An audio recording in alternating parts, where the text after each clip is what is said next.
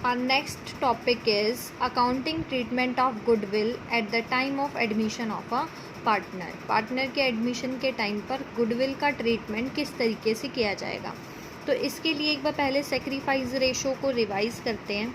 यहाँ पे मान लो जो भी पार्टनर हैं, जैसे कि ए और बी पार्टनर्स हैं, इनका रेशो दे रखा है आपको 6 और 4, ये इनका ओल्ड रेशो है। Then their new ratio when a new partner is admitted and the new partner is C, their ratio becomes 5:3:2। अब यहाँ पे देखो एक शॉर्ट ट्रिक लगानी है। अगर इनका सम इक्वल आए 6 + 4 = 10, 5 + 3 + 2 = 10, तो यहाँ पे हम सेक्रीफाइजिंग एंड गेनिंग रेशो यहाँ से इजीली निकाल सकते हैं। तो उसके लिए आपको क्या करना है, पहले ए का था 6, अब हो गया 5, तो 1 सेक्रीफाइस कर रहा है ये। 4 का था 4 था, अब हो गया 3, ये भी 1 सेक्रीफाइस कर रहा है, और 1 दोनों मिलकर सी को दे रहे हैं, यानी ये गेन कर रहे हैं और ये सेक्रीफाइस कर रहे हैं। तो हमारा sacrificing ratio of A and B will be 1:1। इनका सेक्रीफाइस रेशो हो जाएगा 1:1। अब यहाँ पे गुडविल का हम ट्रीटमेंट समझते हैं कि गुडविल का ट्रीटमेंट क्या है। गुडविल क्या है, अब देखो आपके बिजनेस में क्या फर्म की गुडविल दे रखी है, फर्म्स गुडविल आपको दे रखी है मार्केट में 2 लाख। ये है मार्केट में गुडविल जो है वो 2 लाख की है, जिसमें से अब ये गुडविल जो होती है फर्म की गुडविल, ये लेते कौन है, पार्टनर्स। पहले ये पार्टनर का हक था ए और बी का। गुडविल मतलब गुड रेपुटेशन से जो मनी अर्न करते हैं आप, तो यहाँ से ए और बी अर्न कर रहे थे 6:4 में। तो यहाँ पे अगर हम ये गुडविल को डिस्ट्रीब्यूट करते तो यहाँ पे ए और बी को देते, क्योंकि ओल्ड पार्टनर्स थे, 6:4 में देते। तो 2 लाख का 6/10 कितना हो जाता आपका 1,20,000 ए का होता, और बी का कितना होता 80,000। ठीक है, लेकिन अब क्या हुआ, एक नया पार्टनर एडमिट हो गया, सी पार्टनर आ गया। तो यहाँ पे जो फर्म की गुडविल है कितनी है 2 लाख। वो नए पार्टनर के आने पर 3 पार्ट में डिवाइड हो जाएगी गुडविल। अब ए को भी मिलेगी, बी को भी मिलेगी और सी को भी मिलेगी न्यू रेशो में। तो 5/10, तो 2 लाख का 5/10 आपका हो जाएगा यहाँ पे 1,60,000 एंड 40,000। लेकिन एक्चुअल में जब हम देखें तो ये गुडविल कमाई किसने होगी, ये गुडविल काम करके किसने रेपुटेशन कमाई होगी, ये ए और बी ने काम किया। ओल्ड तो पार्टनर वही थे, सी तो अभी आया है। तो सी जिस डेट पर आया है उसके आगे की गुडविल उसको मिलनी चाहिए, ना कि पहले की गुडविल उसे मिलनी चाहिए। यानी कि यहाँ पे जो 6:4 में ये 1,20,000 और 80 मिलनी थी, ये सही था ए और बी को देना। लेकिन नया पार्टनर आते ही हमने क्या करा, उस गुडविल को 3 पार्ट में डिवाइड कर दिया न्यू रेशो में।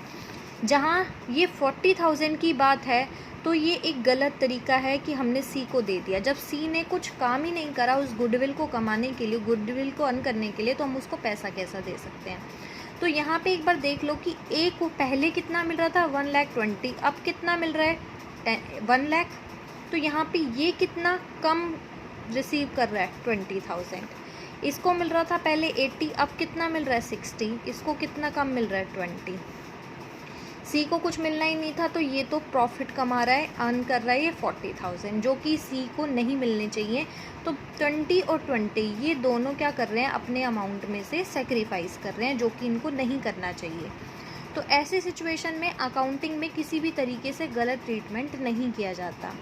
ठीक है, तो ये जो पार्टनर होता है सी, ये इन ए और बी को पेमेंट करता है। जब वो एडमिट होता है तो उसको गुडविल में हम कैलकुलेशन करते हैं कितना हिस्सा मिल रहा है, तो वो उसका हिस्सा होता नहीं है। वो अपना जितना जितना बनता है, जितना जितना अर्न कर रहा है, वो 40,000 अर्न कर रहा है, तो ये 40,000 की पेमेंट वो ए और बी को कर देगा, जो कि उसको रिसीव नहीं होने चाहिए, वो ए और बी को कर देगा। ठीक है, अब यहाँ पे ये तो बात हो गई, वो ए और बी को देगा, अपने अकाउंट से निकलवाएगा। अब यहाँ पे अलग तरीके से किस तरीके से करना है, यहाँ पे हम केस ले लेते हैं। First is if goodwill account already appeared in books यानी कि बैलेंस शीट। अगर बैलेंस शीट में एसेट साइड में पहले से गुडविल लिखी हुई है, मान लीजिए आपकी गुडविल यहाँ पे 1,20,000 की लिखी हुई है, ठीक है, बैलेंस शीट में पहले से गुडविल लिखी हुई है 1,20,000 की, बैलेंस शीट में ऑलरेडी अपीयर्ड है ये गुडविल। और यहाँ पे आप ध्यान रखना, ये जो भी गुडविल लिखी होगी ना, ये सेल्फ जनरेटेड, खुद से कमाई हुई नहीं होगी, ये होगी खरीदी हुई, ठीक है, पेड करके करा होगा। पेड का मतलब है कि पहले से कोई बिजनेस चल रहा था, मान लो कोई जेड था, उसका बिजनेस चल रहा था, जेड से जाकर आपने वो बिजनेस खरीद लिया, वो 3 लाख का बिजनेस था, लेकिन आपने 3,20,000 में या आपने 4,20,000 में ख़रीदा। 3 लाख का बिजनेस था, आपने 4,20,000 में ख़रीदा, तो कितना ऊपर ख़रीदा, 1,20,000।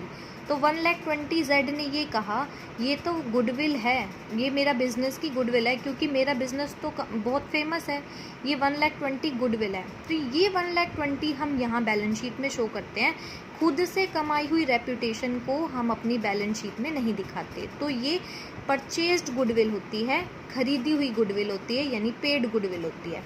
तो यहाँ पे आपने किसी का बिजनेस खरीदा था, उसकी गुडविल थी 1,20,000। मार्केट में उसकी वैल्यू है 2 लाख, मार्केट में कितनी है, 2 लाख।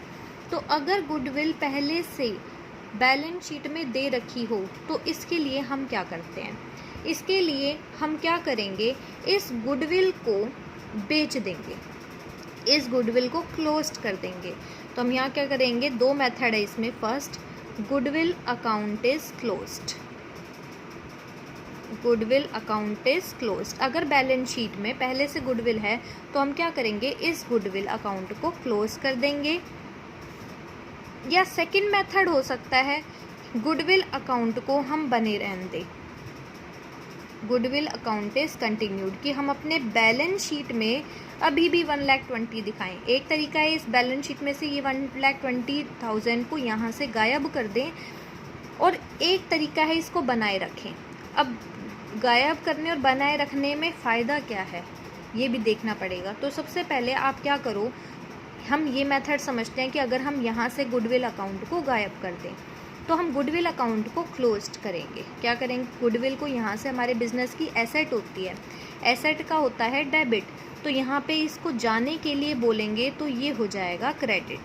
क्या हो जाएगा, क्रेडिट। तो गुडविल अकाउंट क्या हो जाएगा, क्रेडिट, क्योंकि गुडविल को हम भगाना चाहते हैं, हटाना चाहते हैं। और इसको हटाने के लिए हम यहाँ लिख देंगे old partners account, old partners को डेबिट कर देंगे। किस रेशो में होगा ये होगा ओल्ड पार्टनर के ओल्ड रेशो में, जो कि इनका ओल्ड रेशो है 6:4। क्या कर देंगे, इस गुडविल को, एसेट को अपने बिजनेस से निकाल देंगे, निकालने के लिए एसेट को हटा देंगे, गुडविल हमारा क्रेडिट हो जाएगा, और इसके बजाय हम ओल्ड पार्टनर्स को डेबिट कर देंगे, वो भी ओल्ड रेशो में, ठीक है। उसके बाद क्या होगा कि नया पार्टनर एडमिट हो जाएगा। क्या होगा, न्यू पार्टनर एडमिट हो जाएगा, न्यू पार्टनर एडमिटेड, नया पार्टनर एडमिटेड हो गया, और वो कैश लेकर आया। क्या लेकर आया, कैश लेकर आया, बिजनेस में वो कैश लेकर आया।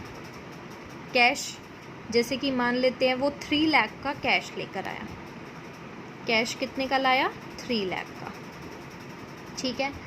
अब हमने क्या करा, वो बिजनेस में जब आया 3 लाख, तो हम उससे कितने लेंगे, 3 लाख प्लस और क्या लेंगे, ये 40,000 जो उसको फालतू में मिल रहे हैं, इसका हकदार नहीं है ये, क्योंकि हमने पढ़ा था अभी गुडविल जो थी उन दोनों को मिलनी चाहिए थी, लेकिन इसको भी मिल रही है।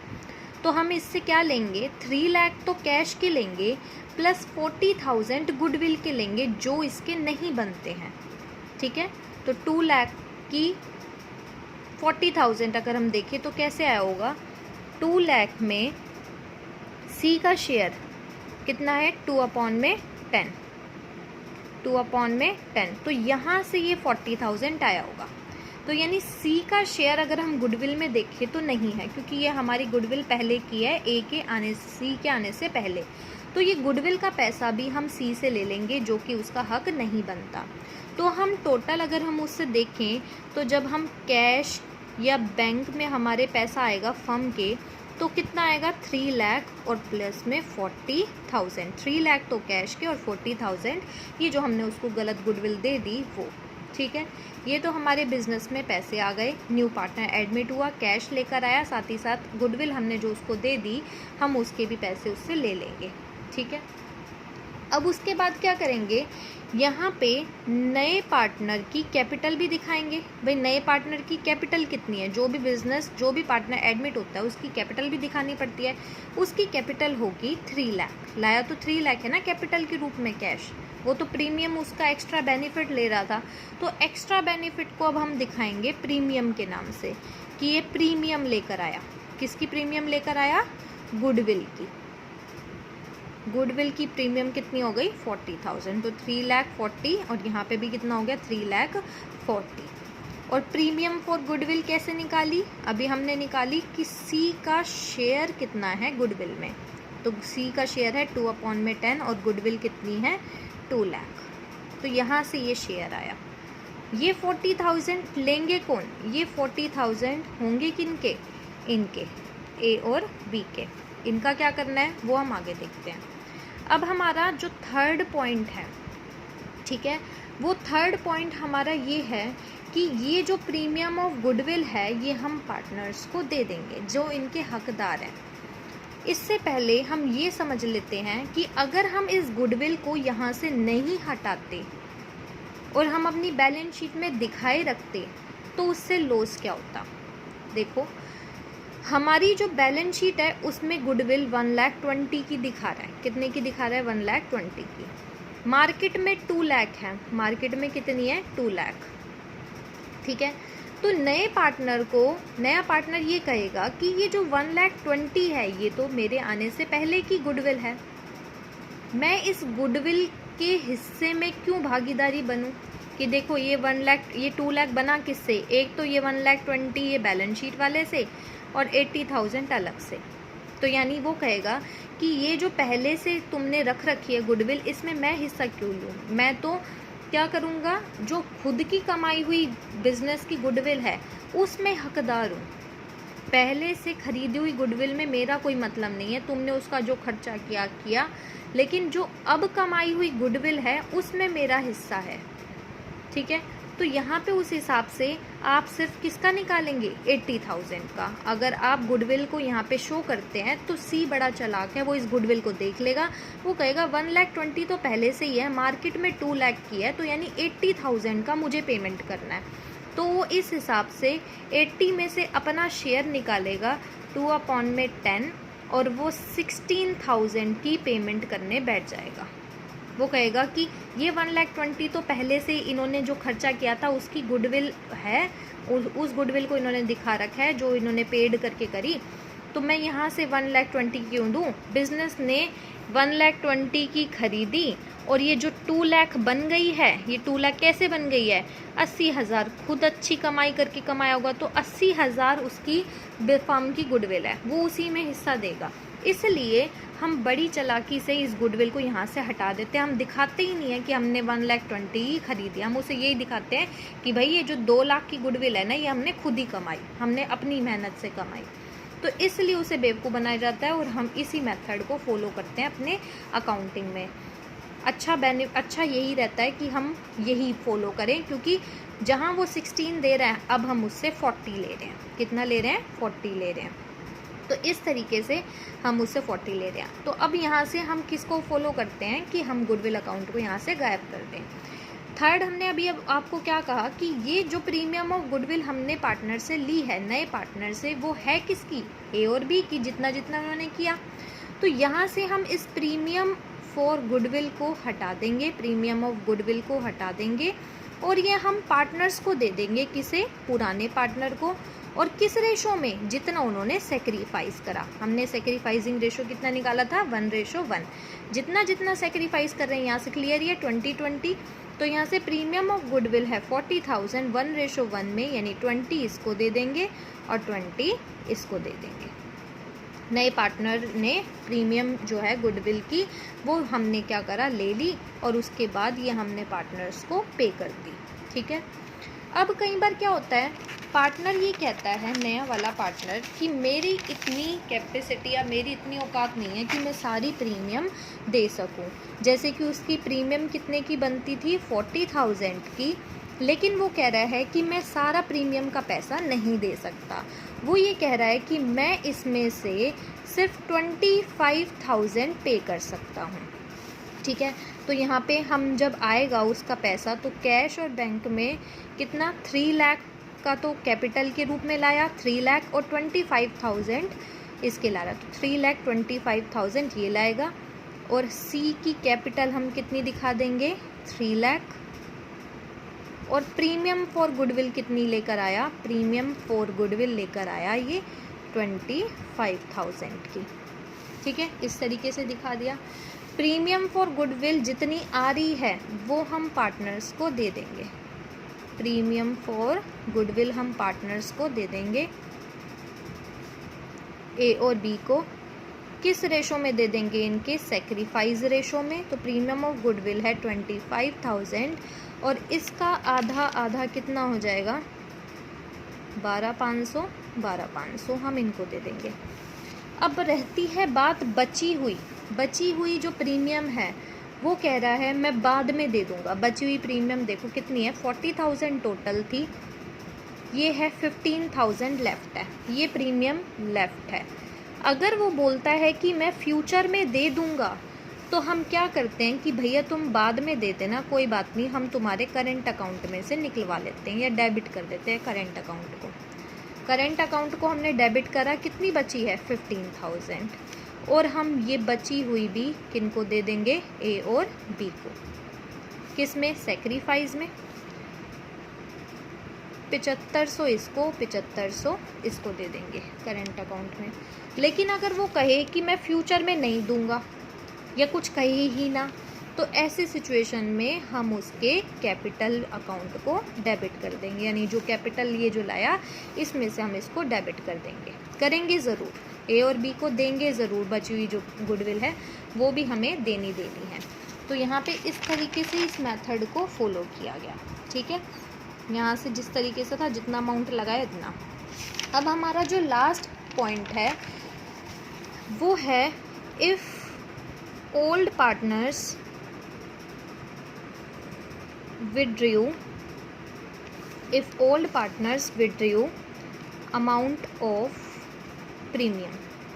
प्रीमियम वो निकलवा ले। हमने ओल्ड पार्टनर्स के अकाउंट में प्रीमियम डलवाई थी अभी, प्रीमियम फॉर गुडविल हमने जितनी भी डलवाई, फुल डलवाई तो फुल। तो यहाँ पे कई बार क्या होता है, उन पार्टनर्स को ज़रूरत होती है पैसों की, तो हम क्या करेंगे, सीधा उनके अकाउंट से, मान लो ए को ज़रूरत है, कितनी भी हो सकती है, ठीक है, कितनी भी उनको ज़रूरत हो सकती है, ए के अकाउंट से मान लो उसको 10,000 की ज़रूरत है, उसके अकाउंट में हमने पहले टोटल है, तो टोटल अगर 12,500 डलवाएं तो 10,000 वो निकलवाना चाहता है, 10,000 वो निकलवा लेगा और हमारे बिजनेस में से, कैश और बैंक में से निकल जाएगा। तो कोई भी पार्टनर, चाहे ए निकलवाना चाहे चाहे बी निकलवाना चाहे, कोई भी पार्टनर अगर प्रीमियम का पैसा निकलवाना चाहता है तो वो इस तरीके से प्रीमियम निकलवा सकता है। हमारे बिजनेस में कैश और बैंक को हम माइनस कर देंगे, हटा देंगे, यानी क्रेडिट कर देंगे, और ए की कैपिटल या बी के कैपिटल अकाउंट में डालवा देंगे। और इसका रेशो क्या होगा, जितना भी वो निकलवाना चाहता है, 2/3 निकलवाना चाहता है जितने उसके अकाउंट में है, 5/3 प्रीमियम का। अगर प्रीमियम जैसे इसकी 20,000 बनती है ए की, तो अगर उसका 1/3 हाफ निकलवा रहा है तो हाफ उसके अकाउंट में निकलवा देंगे, और बिजनेस में से भी हाफ चला जाएगा।